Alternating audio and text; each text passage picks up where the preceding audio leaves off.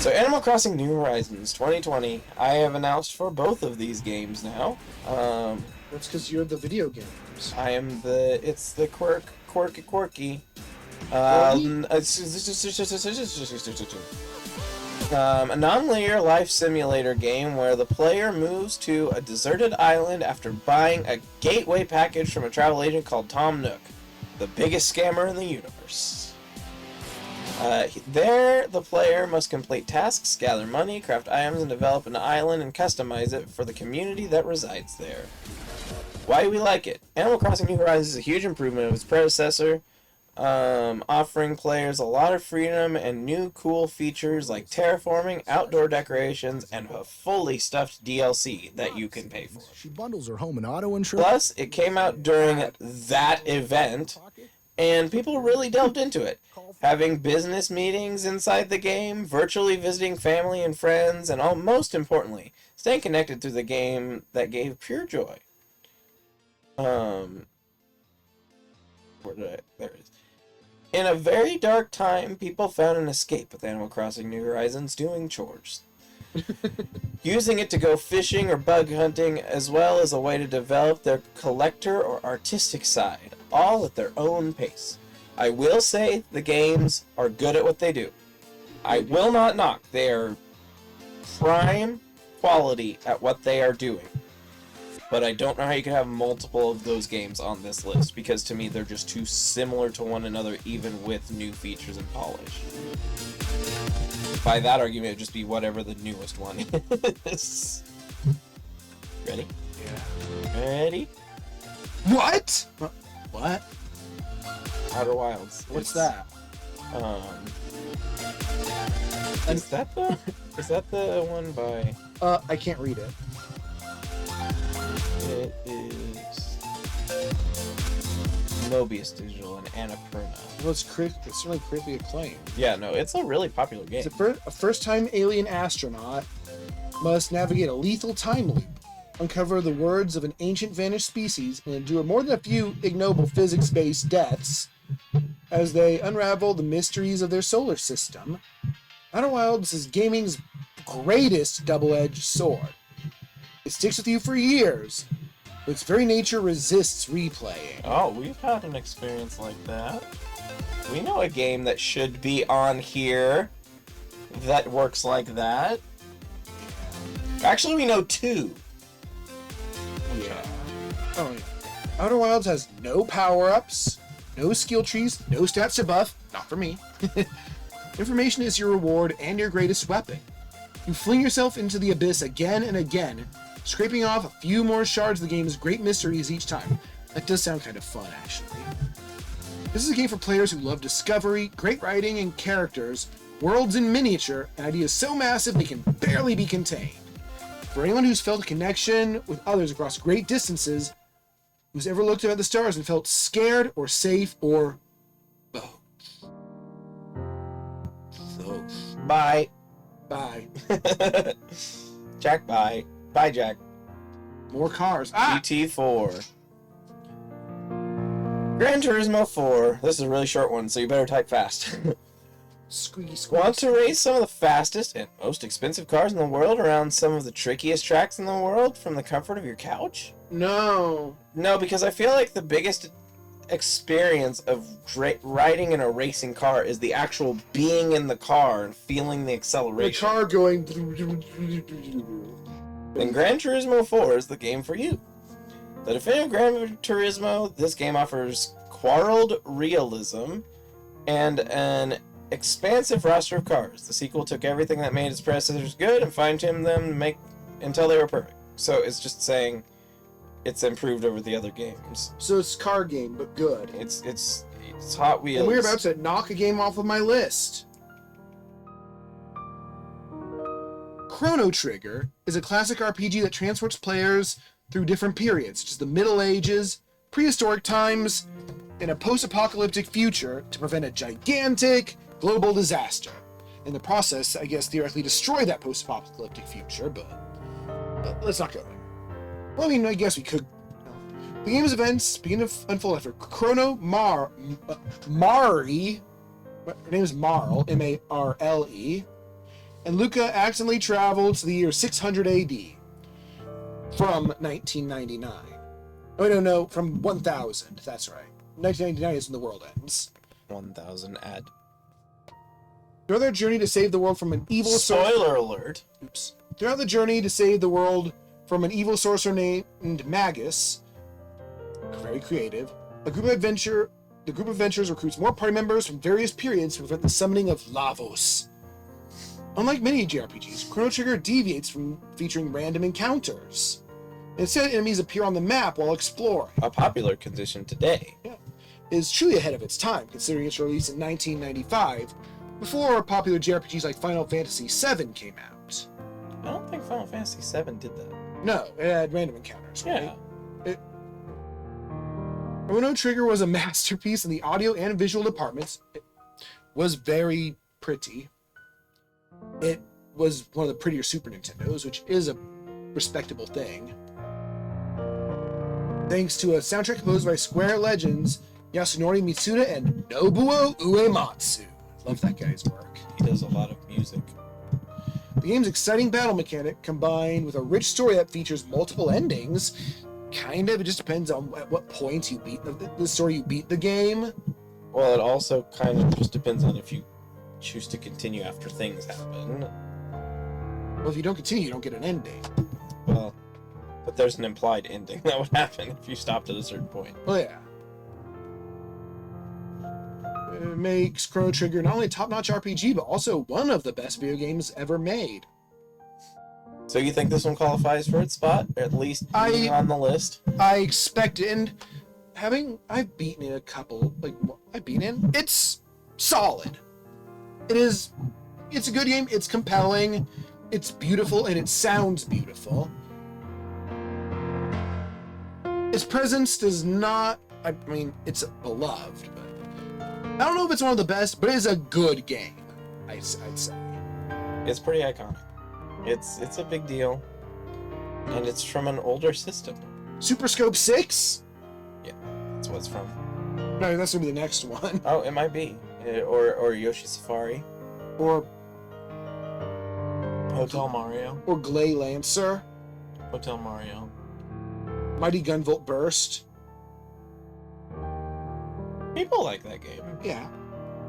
I was naming games that were I know. deliberately not popular. Well, not deliberately, but... Or, almost undisputably not popular. Devil May Cry 3, Dante's Awakening. Dante, go back to sleep. It's a very important series. I mean, it's a very important series historically. It was a very big deal for the PlayStations. An undeniable PS2 classic, Devil May Cry 3 features Demon Hunter Dante taking down forces of evil and looking goddamn good while doing it. From getting haunted by a strange demon clown to fighting a giant heavy metal ghost chariot, it's hard to know what this game's going to throw at you next. I kind of expect to say it's hard to know what this game is about. Well, DMC revived the series after DMC 2 nearly buried it, acting as a much-needed soft reboot. It gave Dante the over-the-top Devil May Care attitude he's known for today. Fast-paced and frenetic combat, fantastic boss fights, inventive level design, and a bangin' soundtrack made this game a must-play even today. If the original Devil May Cry created the blueprint for character action games, I hate that name. DM's character action games? Yes. I don't even know what that means. It's like stylish combo games like Bayonetta and DMC. Oh. And God Hand, I think. DMC 3 refined it and perfected it. The character action doesn't tell you anything. No, it doesn't. It's characters, and it's action. It's characters doing action, which is like most games. Is it you press the Y button and you do the action no matter what it is you're by, like in... No! It's a relentlessly charming romp that's hard to put down. Screw style over substance. Devil May Cry 3 has both in spades. And then we saw this one by accident. And spiders. Another game none of us have ever touched. And one I'm not interested in touching. As America's war... Oh, no. God damn it! The name's right there on the thing. As America's war against the Russian ultranationalist heats up, culminating in an invasion on Washington, D.C., It's up to you and your squad mate on Task Force 141 to put us up to Vladimir Markov to bring peace. No, I changed it. To bring peace back to the world. And exciting as it was controversial, was that the No Russian one? Yep, that's what they're referring to in the We parentheses. still remember the horror of the airport massacre. Modern Warfare 2 balanced a thrilling campaign mode with what is, in my mind, the quintessential multiplayer experience. And yes, I know this game didn't exactly reinvent the wheel, but arguably defined it. And when I think of Modern Warfare, this is the title I think of. And I guess a thing like that in the game is pretty bold for someone like Activision. What is? The Oh, whole that No type Russian thing. I think it's bold for someone like I mean, they've had... I mean... Call of Duty 3 had a pretty big deal, too, where you're flying in the helicopter and you experience a nuke blowing up the city. Helicopter. Your character dies. Why doesn't he run? Because he's in the sky. Why doesn't he jump? Because there's too much gravity below him. Why doesn't he parachute? Because bomb would just blow him that way. Yeah, it'd help him escape. He could ride the explosion. That was by Tom Percival. And now, a game I've heard too many people talk about that didn't interest me, that I don't care about. I played it. It was a game. I like some of the character designs. That's the only comment I have to say about it. MOBAs always have fun character designs, and that makes me angry. And a not fun gameplay for us. And it's live service. Oh, I got an alerty messagey from message. Oh, it's on my art. What's it comment? Sorry for you. It looks like me, but bunny. Oh, it's Japan. That's a true statement. LOL. Lol. What it's about? Having... Yeah, they even mention it. Twice. But it's going to be known for having one of the most toxic player bases in gaming. I didn't see it. LOL is a mix of strategy, mechanics, and coordinated gameplay. Make it one of the best multiplayer experiences out there that's toxic. It didn't invent the MOBA formula, but it's certainly the best version of it. Well, that's because the MOBA formula was invented on Warcraft 3. From its free-to-play model, revolutionizing multiplayer games into you spending money, nickeling and diming for skins and character unlocks and things like that. The building esports into the giant industry I don't care about today. League of Legends pioneered many of the trends that define the modern video game landscape, and part of why I've become less interested in AAA games. Additionally, the continuous flow of updates and patches keeps LOL fresh and engaging despite being over a decade old. I gotta give him credit for that. Its variety of playable characters, seemingly endless depth, and inconceivably high skill ceiling, which is not an appeal to me. League of Legends is the sort of game you could never get tired of, unless you're me, and then I'm already tired of it and I never played it.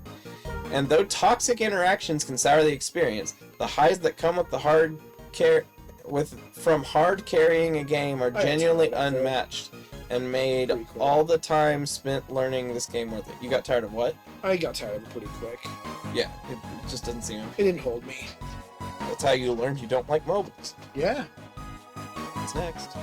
The author's name. That's true.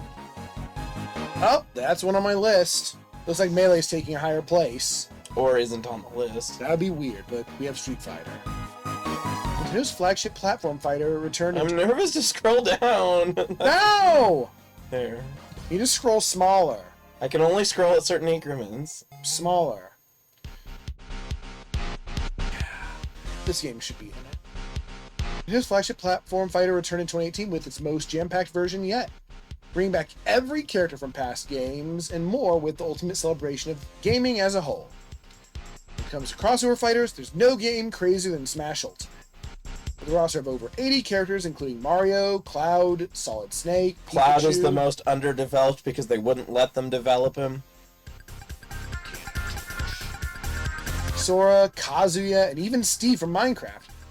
It's Steve question mark. Ultimate's tagline was spot on. Everyone's here. No, it's not. Oh. Only 80 people are here. It's over 80.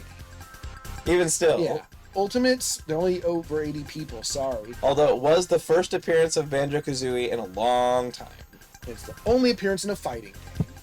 Well, that's true for probably a lot of the characters in it. Ultimate smooth gameplay, collection of modes, stages, and match options make it a near-perfect party game. It's pick up and play for sure. It has a depth to make for a truly competitive experience if that's what you fancy. Which we do. These guys really like the esports scene. Yep. Securing the rights to all these characters and implementing them so naturally is a special feat, No, it's not. It's Nintendo. and something that may never happen again, which puts Ultimate in a league of its own. So, one thing that's interesting about Ultimate is that they backtracked because of fan backlash, even though Smash is still known for massive fan backlash because of how Nintendo has treated it. Where did they do that in Ultimate? Because people hated Brawl so much. What?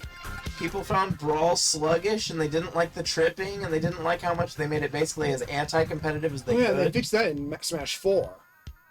I forgot that Smash 4 and Ultimate were different games. I lost interest at Brawl. After that, I haven't really played much except sometimes when he was here for a little while. Alright. Another game I know nothing about. I know that... I'm kind of mad though, just... I feel... I shouldn't be mad. I don't know anything about it. I've been told it's a very, very good game, but the story's eh. I know it's heavily inspired by Tomb Raider. Oh. Nathan Drake, I think it's like parkour and shmup. Mm. Nathan Drake gets pulled into one last job by his estranged brother, but it ends up putting his relationship and life at risk. Who's messaging me now?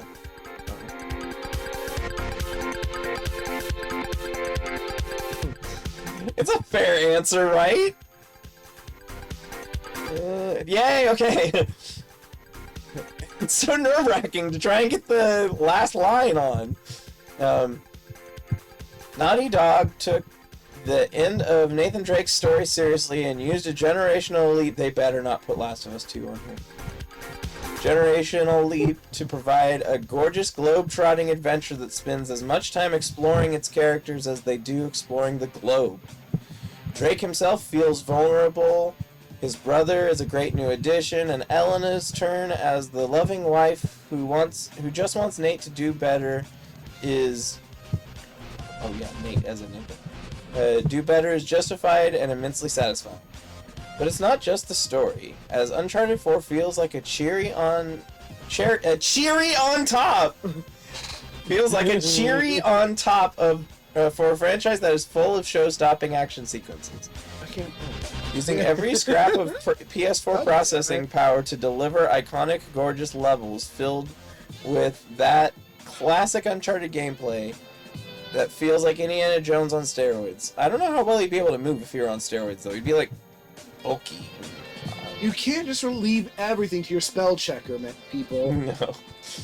A fitting end that still makes me cry to this day. So, I've been told that the Uncharted games are good. I've been told specifically to play just 3 and 4, though, because 1 and 2's controls are so awkward nowadays that they're kind of hard to get back into. But I've been told they are very good games. Oh, it is on here. Yep, that marks another one off. I had a feeling it would be. It's I like super mega popular. After Spider-Man finally takes down the Kingpin, before he became Spoiler alert. It's like the first. I know. Before he became a rectangle, a new deadly villain known as Mr. Negative tries to take over New York City's criminal underworld. He doesn't sound like a very positive guy. Spider-Man battles to keep the Big Apple safe, however, and covers a far deeper, more sinister conspiracy. Definitely balancing one of the most amazing Spider-Man stories of all time with some truly spectacular gameplay. Does that mean that it's a left-handed conspiracy? Oh, look, he was like poke you in the eyes. No, the B-side. I poke you. He's dangerous mode. does his eye get knocked crooked when someone hits him with a sandal? What? That's what that picture I sent you the other day of Spider-Man was. Oh. So it's him with a sandal? Why? Yeah, no, he was like picking on his mom or something in the background. She turned around and smacked him over the head with a sandal, and the eye on the mask goes crooked on it. It like falls off halfway. Oh, there was glued on? Yeah, they were just stuck to the front, so... Oh. Oh, stupid ads. There's enough of them. There's enough ads. But Halloween. Everfrost Peak. Marvel Spider-Man isn't just a great Spider-Man game, it's the ultimate Spider-Man game. No, it's not covering Ultimate Spider-Man, it's... Yeah, no, it's covering the He's Amazing he's- Spider-Man. Don't spoil the other things. Perhaps what's most impressive about Marvel Spider-Man... Marble Spider-Man. Yeah, He's is a little the ball. web swing. It's fundamental to any game featuring the wall crawler, but few other titles have captured the speed, grace, and fluidity of Spidey's signature move quite like this. Yeah. Mouth farts. Okay, BioShock, I- influential. There's no denying that I mean- BioShock is an influential game. I beat it, didn't really get it. I think that BioShock, actually the whole BioShock series has apparently just phenomenal writing, and the stories all are really good. And its predecessor, System Shock, also apparently has Maybe really I'm good not writing. a human. Maybe that's why I didn't get it. Be a Humnan. Nerber. Nervous. Okay, No, I no, can no, see no, the good name. stop. I can just barely see a name. Initially considered a freak accident, Jack's flight crashes into the ocean. Thought safe after swimming into a nearby lighthouse, he quickly discovers a dark secret beneath its innocent facade. Well, if you are going into the ocean, it is going to become dark. You should. I mean, you could get light bulbs, but still. And I don't know how light bulbs would work. I don't know whether the pressure under the water would make them not stable. Just plug it into your PS1 to power it. Besides earning huge props for its incredible Art Deco aesthetics, which I love Art Deco, I gotta give him points for that because you don't see that much. Ken Levine and 2K's spiritual successor to System Shock, from a gameplay perspective at least, did the unthinkable in the mid-noughties. I don't like that term for it. I don't mind the aughts. I think I think it's naughty funny. sounds ridiculous. I think it sounds funny. Making the player reflect on their unquestioning nature and eagerness to follow the rules laid out by the game remains one of the most memorable narrative subversions in the medium. It really is a clever twist. Outside of its iconic plot twist, BioShock was always asking questions. Were you a monster for killing little sisters? I didn't. Was Andrew Ryan really the bad guy? Was it your place to decide Rapture's fate? BioShock is the thinking person's FPS, a rare breed indeed, because people who play FPSs don't think. That's what they're saying. Left 4 Dead. The first one, even though 2 is the one that people all rave about. It'll be the next one on the list. An all-time classic multiplayer title, Left 4 Dead. I just always thought it was stupid that it uses the number 4. There's 4 characters. Yeah, I didn't know that at the time when the game came out. I just thought, God, that was really stupid. You think you're so cool. Was synonymous with the zombie genre as the iconic FPS team pits teams of 4 against waves of the undead. With little story to worry about, this was all about the chaotic fun with friends. I can appreciate that. Oh, I haven't said that in a bit. Oh no. Shouldn't video games. Ah, yes. Put the tree on the my pizza. It's all of them, back to back, I think. What? Oh, I all think the it says oh, all the variety. this would be a long. Yeah, it's like 7 minutes. Left or 4 something. Dead is still played by thousands every day. Oh, the original? Mhm. I should, Both tell, of them are. I should tell you everything, as fans have been pumping hundreds, if not thousands of hours into this endlessly enjoyable bloodbath for more than a decade. Simplicity is key here. There's a few mechanics and features that keep an even playing field as you fend off hordes of mindless zombies. Special Infected makes this one of the all the more enjoyable though. With smokers, hunters, witches, tanks, and everything in between, never failing to provide a fright or challenge. Pills. 2008. So people are still frequently playing today a game that is 16 years old.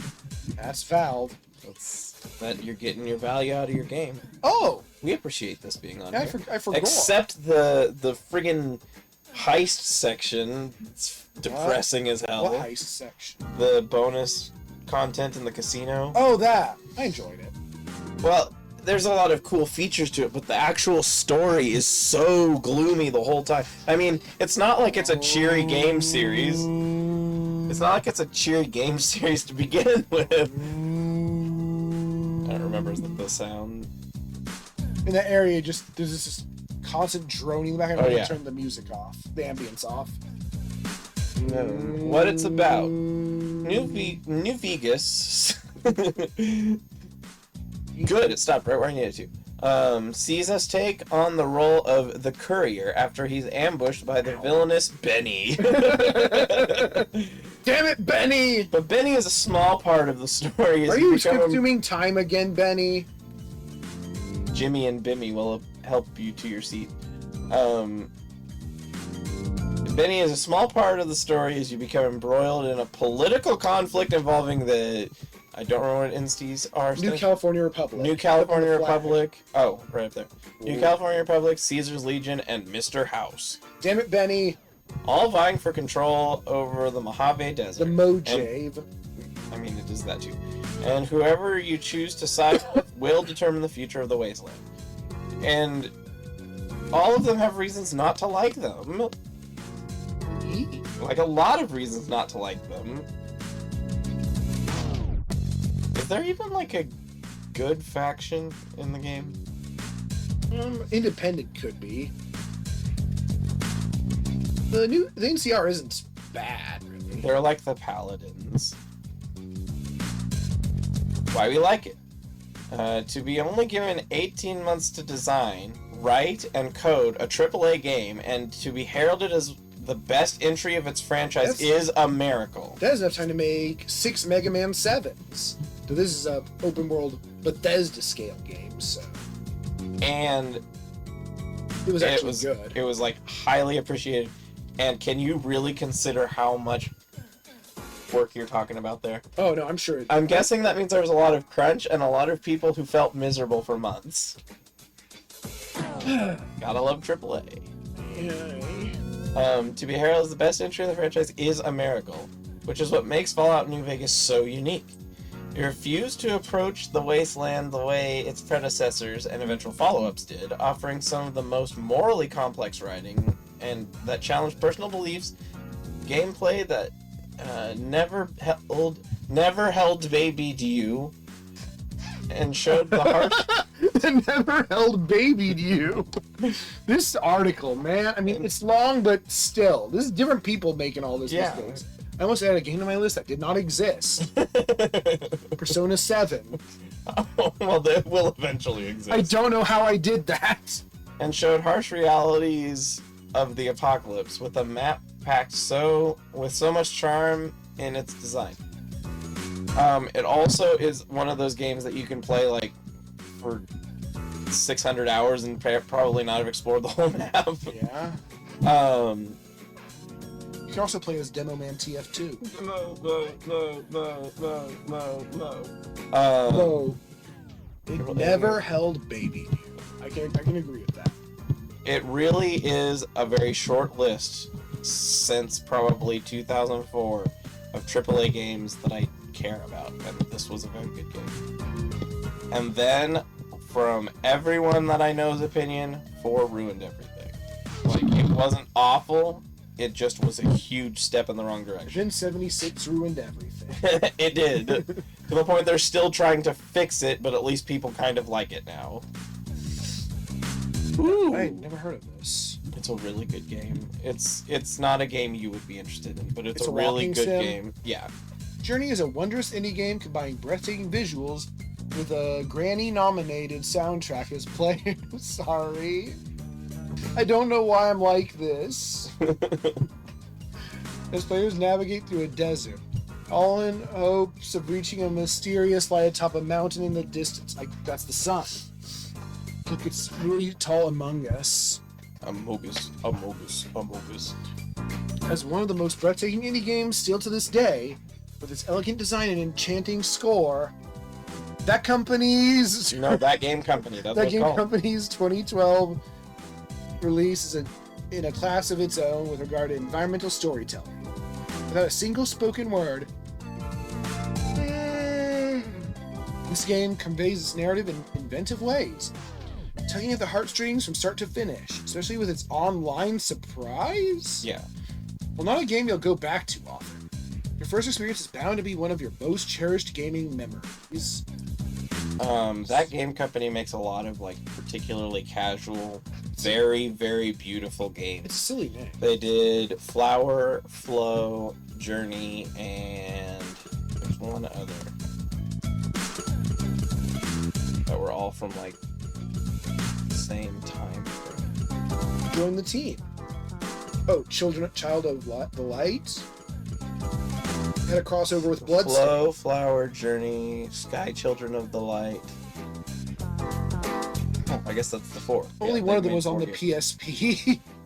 And only they one also of them did was this on one with Annapurna, which is the one from that other game that was raved about earlier. The PS4 has all of their games. Yeah, they're all PS4 games. Not surprised. That's fine. If TF2 isn't on this list and Overwatch is, I will be very disappointed. You're gonna eat a hat. You have a lot Because of hats. Overwatch wouldn't exist without TF2. Right, and they were rivals. And still TF2 kind of won in the end. Yes. There's still people complaining about it not getting certain updates. Right. Overwatch was a 6v6 and now 5v5, which that's a weird downgrade to make. Because isn't TF2 still 6v6? Up to competitive- 6v6? No, it's up to like 12 on 12. Oh, really? It does go that big. I don't remember. It's been a long time since we've Yeah, touched that's it. that's the default is 12 on 12. But competitive does 6v6 with 2 scouts, 2 soldiers, a medic, and a demo typically. Oh, so there's no sniper or spy. Typically. Until they're needed. Hero-based arena shooter that has the players take control of superpowered heroes facing off against teams in objective-based matches and highly competitive multiplayer matches. Also, Your Paladins had characters I like more. Because Se- there's a fox boy. Your hair's electric. It is? Yeah, standing out. Yeah, for Overwatch, if you want to be a non-human, you can just be a literal hamster or a literal gorilla, and that's it. TF2 only had human characters, but I liked most of them a lot. Yeah, they They're had very a fun. ton of personality. Yeah, they're No, all very... Lucio's like the only character I like in this. The only character I know enough that I like him. Yeah, thanks. Oh, and Tracer's kind of cool. I like Orisa. I don't know her. Robot Sim. And I don't- Oh, and I also know what's her name, Charity or Cherish, or the healer, Mercy, I think? Mercy. That's right. I know that one's name. She's like the medic, but can fly. It has... She's the medic, but can fly. And then what's the one that's the mech driver lady that like everybody's obsessed with for a while? Oh, Diva. Yeah, Diva. Those are all the names. She was kind of fun to play, only because she threw a bomb robot. I couldn't play Lucio. I've been told that he's a beast if you're good at him. Like, he's really scary to go up against someone who's really good at Lucio. Overwatch has a franchise, gets a bad rep. Yeah. That's understandable. Well, the game is as supported as ever now. Its sequel never realized its goals, and it stopped being supported for 2 years with little to show for it. So, its sequel didn't last as long as it. I think it still is Overwatch 2. I don't know what's going on. They didn't go back to 1, did they? I think the sequel replaced it. Because Blizzard does that now. Oh, made it so you couldn't play the previous one? Yeah, I think like they did with Warcraft 3, I think. Oh, that's right, with that update that, like... That made it worse. Yeah. Yeah, that, like, made it so that a ton of people decided they were just canceling their Blizzard accounts and stuff. Like, Yeah, they're going to take your game from you. yeah. That made it easy to be the butt of jokes to the wider gaming audience, which I guess, yeah, this is Blizzard too. Although, I gotta say, Activision and Blizzard, both at different points, were very iconic, very, very beloved brands. Especially- Activision less, it had kind of peaks and valleys, but you wouldn't have Tony Hawk's Pro Skater without Activision. Because it was Neversoft and Activision. Well, maybe it was Neversoft. I wonder if Tony Hawk's on it. I wonder which one it would be. I don't think it would be this high, though. That's true. But... So, Activision... Because wasn't Insomniac and Activision made Spyro? Activision does now. I don't think they did it all. I don't know if they all. I think there was originally just Insomniac.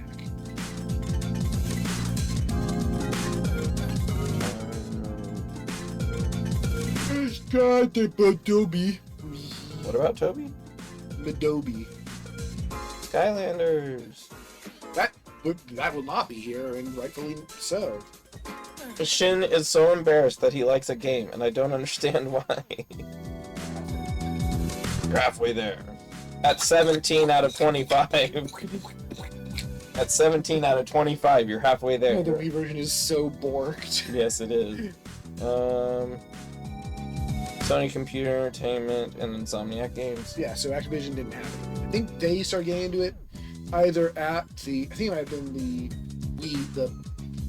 Legend of the Dragon series. I know they had it at Skylanders. Universal Interactive also worked. I think A New Beginning is where it probably got. Oh, so once they started changing the way Spyro looked? I think. Advance, Vivendi, Amaze Entertainment, Chrome, and Big Ant Studios. Okay, so no. Was that Skylanders? Is it Eternal Night? I know the Reignited trilogy was, but... Vivendi. Eternal Night, Yes, I wanted to like so much. It's part of a trilogy. Dawn of the Dragon is, I think, it's fun. Oh, Activision. Okay, so this is the first time. Really, just in the middle of the trilogy. Hmm. They just decided, hey, well, they didn't ruin it. Although they did do a good job with the remakes. Although we still need to go back and do 2 and 3. You can make your head big. That is good. They It's brought brought back big head mode. That's my campaign. They remembered their roots. Anyhow. But yeah. So we need to go back to that one too. There's a lot. Please recycle. That said. Here's forever now. That said. That said, Overwatch is still popular despite all that, with its sequel now on a more stable course. However, even outside of that, the game, when it launched in 2016, was unlike anything that came before. No! Unlike any that came before. There Except was for never this type of arena shooter, Team Fortress 2 type game ever before. There wasn't even a game that was already a sequel to another game. Oh, shots fired! No game, despite some challenging the throne, even came close to matching the feel, fluidity, and competitive side in the hero shooter. Okay, you got me now. Shots fired! No matter if you still play religiously or if you've fallen all the way off, almost everyone had an Overwatch phase where they had an excellent time with the game that Blizzard still endures with. I had an okay time. And I didn't even play it. And you never will. No, I don't care to. Because Blizzard has really... fallen off in almost every way. My words exactly, fallen off. Alright, so TF2's not here. No, you did a bad sin. Yeah. I have a feeling there'd be reactions in this list. You were right. So you have Counter-Strike Source and now Counter-Strike Go. They're not TF2. They like all the Valve games except Team Fortress 2. Apparently. Counter-Strike Global Offensive CSGO was the crown jewel of the CS franchise. And of microtransactions and gambling. And also the first title to feature the in-game economy system. Which is not a praise. That's not a good thing. Is also remembered as the title that unified the CS 1.6 and the CS Source communities. I don't know what that means. It's the 2 previous games in the series. CSGO was released at a time when the entire CS community was split into 2 factions, as you just said. One faction supported Counter-Strike 1.6, while the other half supported Counter-Strike Source. This is like someone's writing an essay and they can't quite get to their word limit. What? It's like when they're writing an essay and they can't get to their word limit. However, the release of CSGO, a title that tried to retain the best parts of both 1.6 and Source, slowly but surely unified the community. So they said the same thing in 2 paragraphs back to back. Although the game had a rocky start with initial bugs and glitches, Valve's updates ensured balanced gameplay, revamped versions of familiar maps, and a thriving competitive scene, which gave us some of the most iconic storylines across all of esports. Although the game has now been replaced by Counter-Strike 2, CSGO will always be remembered as the game that set the stage for Counter-Strike to become a truly international esports title, attracting competitors from every continent on the planet, even Antarctica. Mm-hmm. I read that angrily because, for no reason... Well, you read it angrily because... Yeah, you the just previous angry. one. Yeah. Ooh, that took a little breath out of me. What are we doing? I don't know. Okay. Oh, you're kind of low, but that's fair. That's a fair place. I think that... You were very influential. I don't think it's kind of low, because even though it was the first, there were a lot of 3D platformers that did it better in the years to come. Right. Banjo-Kazooie is like the pinnacle of this era of collectathon gaming. Obviously, that was on my list. It had to be here somewhere. Look how happy Mario is. He did it. He's invincible while he's flying. Oh, he's just invincible completely? Yeah. All 3 forms of invincibility have different forms of invincibility. That's why the invincibility... And now it just gives you all of them? When you're flying, you well, I guess will destroy any enemy that you come in contact with, under any circumstance. Are there any hazards that'll hurt you in the air? I mean, you can still be hurt by lava and stuff. Well, that's not in the air anymore. And But- I guess metal just makes you invincible. Metal means that you destroy enemy you come in contact with, and invisibility means nothing interacts with you. Right, and metal... Except, like, permanent walls. I guess all 3 of them make you invincible. Yeah. All of them general. make it so you cannot die under some circumstance. You cannot be hurt under it. The first 3D Mario game released for the almost mythical N64 What is does one that of its mean? flagship launch titles. So here's this thing that seems to be a weird schism in the community. Like, especially Nintendo fan community. There's the people who say that the N64 was the best thing until the Wii, like, by a long margin. And then there are the other people who say the GameCube had a fantastic library and needs to stop being ignored. And Yeah.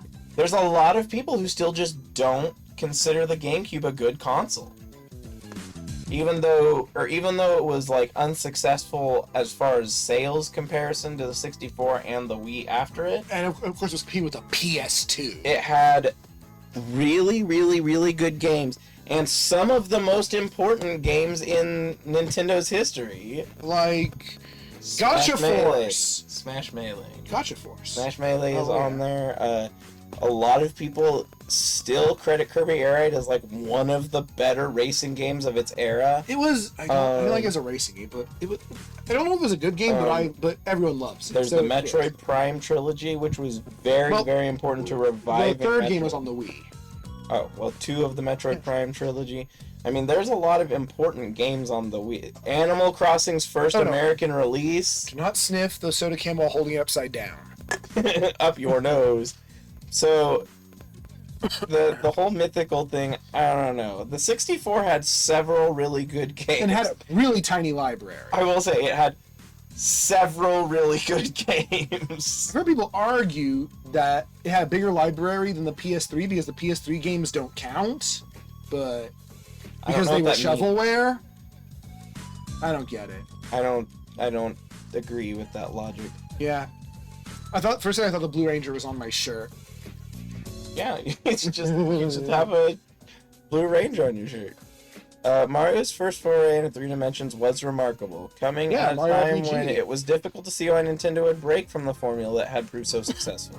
Mario 64 was as spectacular Mario as it 3D was Blast. innovative.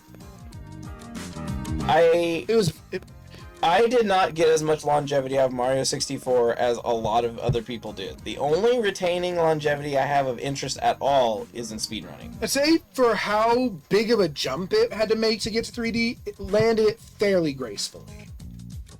Compared to a lot... It wasn't Bubsy 3D. A lot of other 3D games seemed to take long to really figure out what they were even doing. And then, a couple years later, You had some of the best franchises come out, like Spyro and Banjo-Kazooie, and Rocket I robot had a lot on more wheels. fun with it than other people. Donkey Kong 64. I don't know that I would go and redo the whole thing again. Croc 2 was apparently really popular, and then you have like Klonoa and Sonic That's Adventure 2D. series. Well, ish. It's 3D models. It's I think that was PS2, wasn't it? I think so. Hotline Miami. Woo! We've been away for Yeah, a I while. put them. Yeah, it did stay. Yay! No jump scare. Oh wow! I do not own this music. You don't? It says that I do not own the music. Well, I purchased the soundtrack, so I do own the music. I think they mean they don't have the license. Mario's first foray into three dimensions was remarkable, coming at a time as he goes through innovative. Hey, you gotta read it. No, I already read that part. Oh. I'm catching back up. Mario 64 has everything fans would expect from a game in the series and more. It didn't have a fire flower. It didn't. It didn't have not Goombas. Firefly. That is a lie. It did have Goombas. Goofy Did it have Goober Buzzy playlist. Beetles? No. Goober playlist. Like a little, like, cat inside of a Thing. cup of tea or something. Pizza. Alright.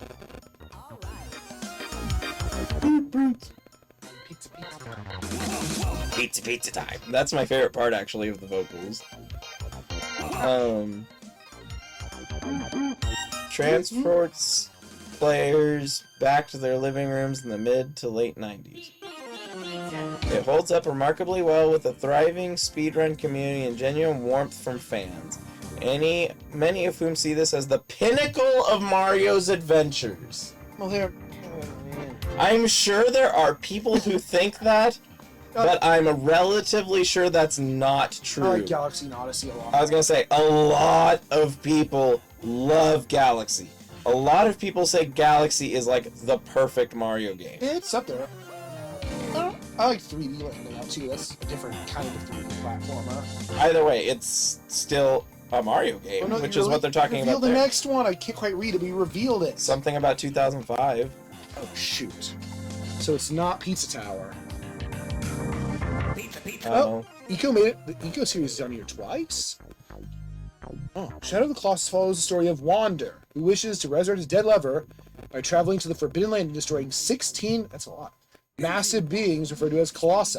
Is essential for survival. Arguably none. Shadow of the Colossus is one of those games that only some know or talk about, owing to its minimalistic setting and simple story. It is a slow burner, and might even get annoying at times due to its janky controls, which adds to the game's difficulty. However, once you finish the game, you unravel a heartfelt story with one of the saddest endings that catches you off guard, It's a gut punch, and it's why I'll never play it. because there's no point to you. No. While most gamers put you in the shoes of a character to make you experience the story from their perspective, Shadow of the Colossus makes you feel the consequences of your actions, making you the villain of the story. Well, now you really spoiled it for everybody. That was off my list. Is that the Mario Kart? I think so. Is it the Mario Kart of all time? It's like Mario Kart Ultimate, except everyone isn't here. And everywhere isn't here either. And where would you put 64? Below this. I mean, I have fond memories of 64, but I feel this is just better built.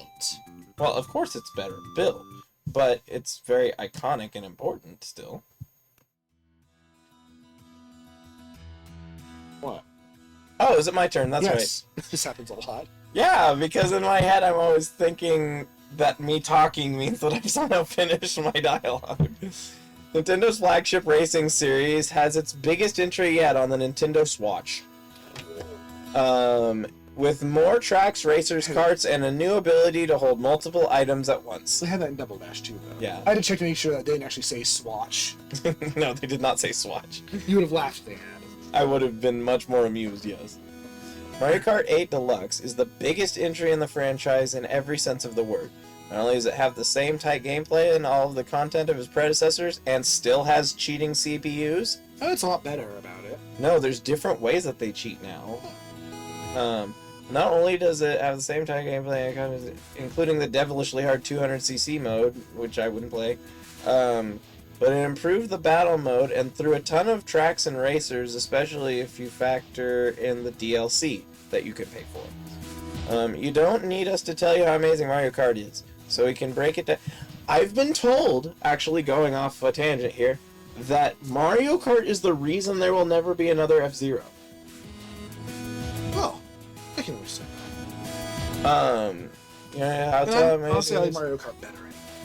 So we can break it down with figures. According to Nintendo's own financial statements, that Mario Kart Deluxe has near 44% attach rate with the Nintendo Switch, as in people will buy it with the Switch, which itself is one of the best-selling consoles of all time. It's only on the Switch, so Deluxe. No, as in they will buy it at the time they buy the Switch. Oh, Almost half of people do. I did That's not. a crazy level of popularity for a full game price. Well, they only sell them at full game price. Forever. 95% of the time. So 99% of the time. One thing's for sure, Mario Kart is the real MVP at Nintendo, Zelda, Smash Bros, Crossing, and even the mighty Pokemon. No. Kneel before the blue shell's throne. Mario Kart isn't bigger than Pokemon. Pokemon is the largest gaming-related franchise in the world by, like, an entire figure. It's still accurate if you cut out gaming related, probably. Yeah, if you only were talking about Franchise. game... No, not even alone. only game alone. Dang, is it the biggest franchise? Period? It's the best-selling game franchise. No, franchise. God. Not game Pokemon. franchise, just franchise. It might be.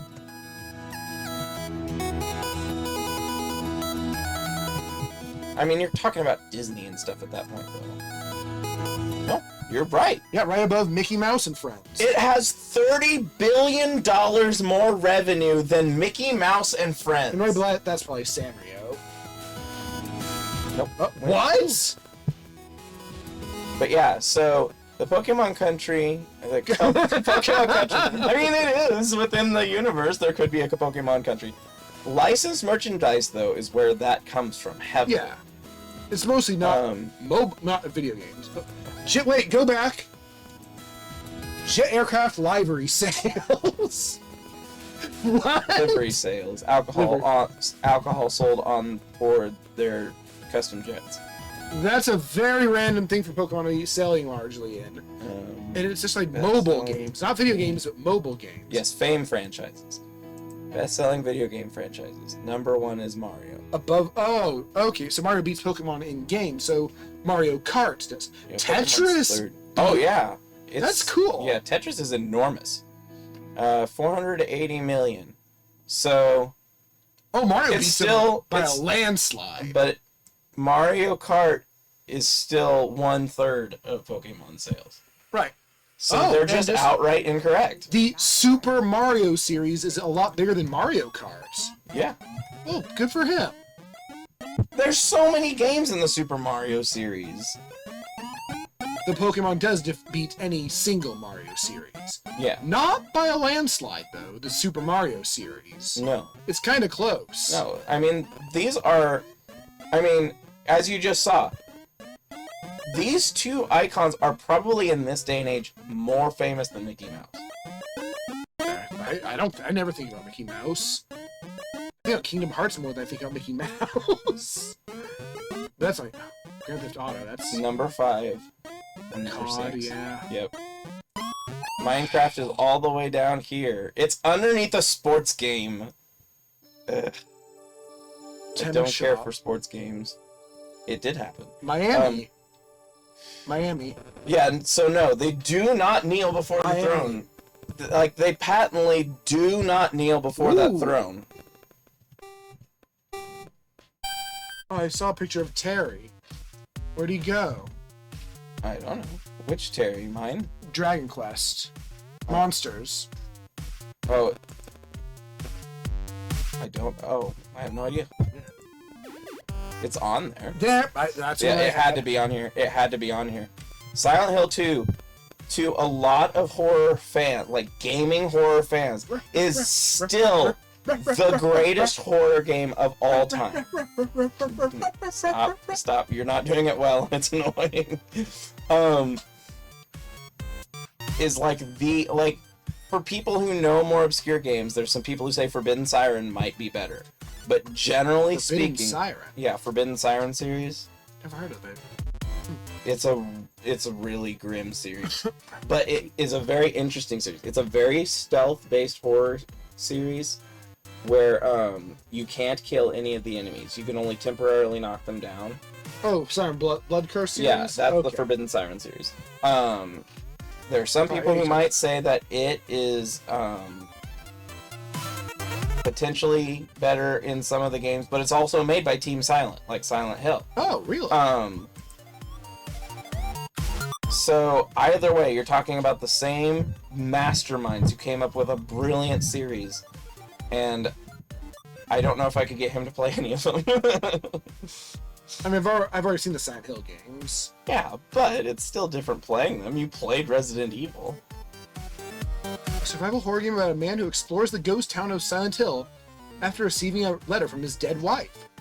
Often considered to be one of the greatest horror games of all time, Silent Hill 2 focused much of its gameplay and atmosphere around the themes of guilt, trauma, and punishment. There's even another game we've played. It's actually true of, like, 5 of the biggest horror games of all time. From the twisted enemy design to the warped presentation of the town itself, the game remains a prestigious example of interlinking themes with the mechanics in pursuit of its subtext. The emphasis on exploring psychological themes within a video game was still a relatively new concept in 2001. Horror games were still focused on gore and cheap scares at the time, and this helped Silent Hill 2 to stand out from the crowd. It is definitely worthy of being on the top of the list. Is it a video game? It is. Wow, how? Cyberpunk 2077. This is a contentious What? This is a contentious one. How? There is apparently a lot of fun to be had in the game. That's all I know. Oh, wow, that must have had a hell of a glow up then.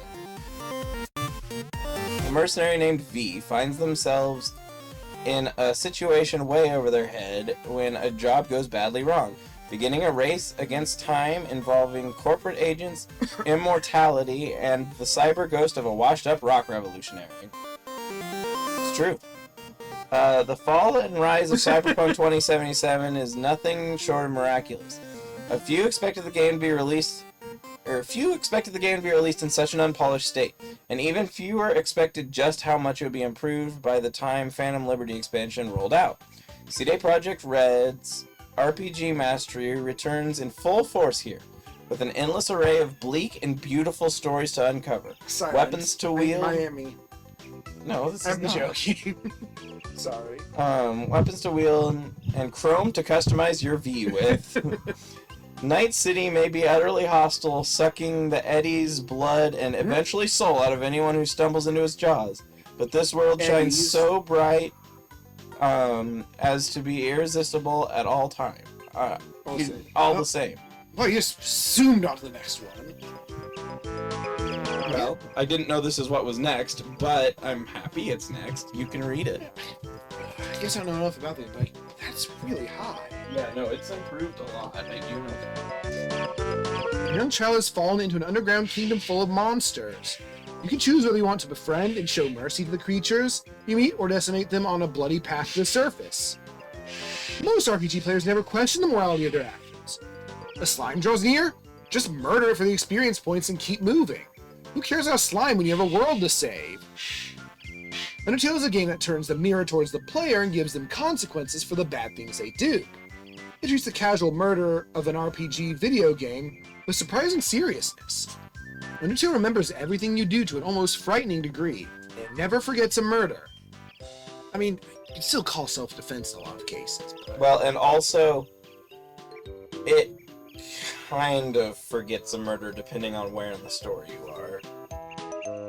This choice between pacifism and violence leads to drastically different playthroughs, with multiple runs required to explore all of Undertale's story. Which some people just shouldn't. Right. Undertale's true genius isn't what it has to say about static NPCs in a fictional world, but what it reveals about the player. Final I don't Fantasy know might... that any of the NPCs would be considered fully static, except for like minor NPCs. Final Fantasy might be fine with you massacring goblins. Massacring goblins. I think that's how No, it's spelled. oh, well, I'm dumb. This has gaslit me into thinking everything is wrong. But Undertale gives those creatures lives and personalities. If you choose to act like a typical RPG protagonist, then it proves that the true monster is you. What kind of monster are you? How do you woo? At that point, it's actually not fitting to be that silly. What? That's right before you kill the final boss. What? Amber asks you, Oh. what kind of monster are you when he can't recognize you? Oh, alright, we don't have Galaxy.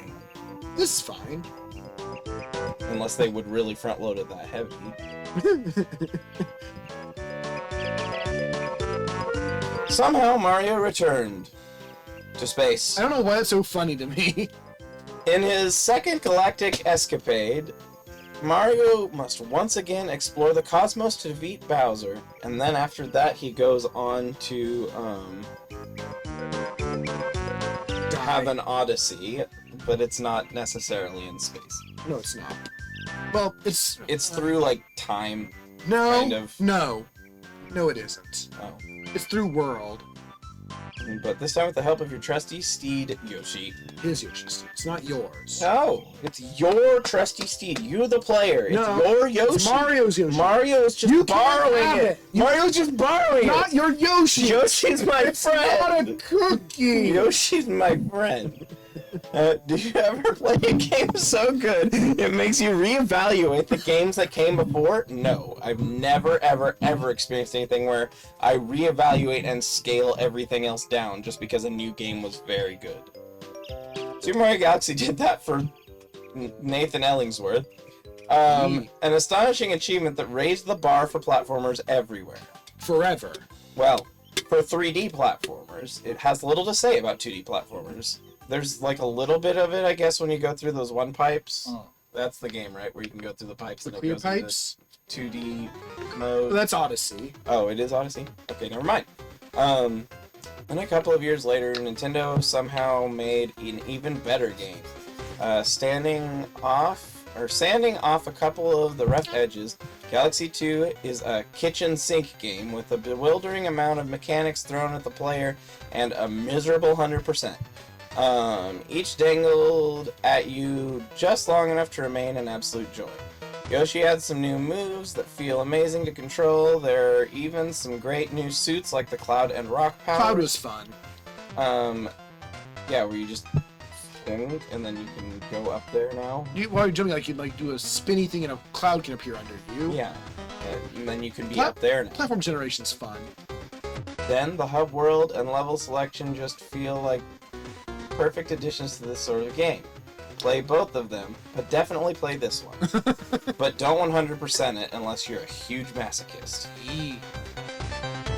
Oh. Okay.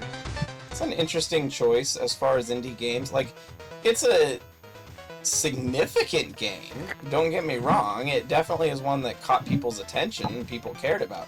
But I feel like there's a lot of games during this era that could vie for this exact same status. 30. Inside is a moody puzzle platform that follows a nameless and faceless boy as he explores an authoritarian landscape and factory where he ventures in to find its unsettling secrets. There is no perfect game. No game that is flawless or nails absolutely all of its aspects. However, if ever there was a contender, Inside might be one of the closest, at 30th place. Yeah. It all comes down to its expert execution. This isn't the most expansive or ambitious game ever made. However, this puzzle platformer feels like one of the tightest